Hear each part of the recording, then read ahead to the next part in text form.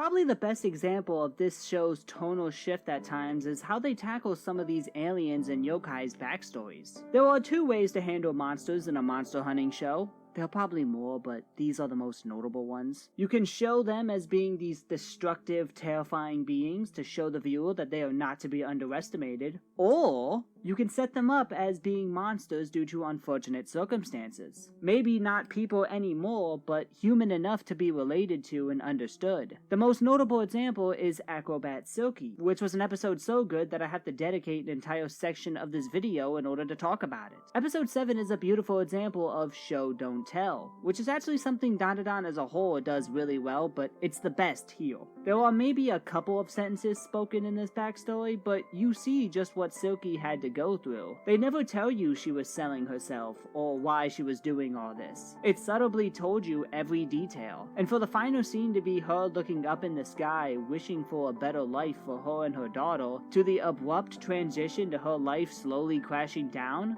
holy shit. She was willing to do anything for her daughter, but that same willingness caused her to lose everything. And in the end, she never got to see her daughter again. That moment between her and Ira was so bittersweet because we know Ira isn't her real daughter. We don't even know what ever happened to her real daughter. But for the first time in a while, Silky was comforted, and it helped her pass on to hopefully be with her daughter again. You think the tonal switch here would feel sudden, but this anime handled that transition perfectly. And it's the first time the series tells you that yes, they may be monsters, but it's never that simple.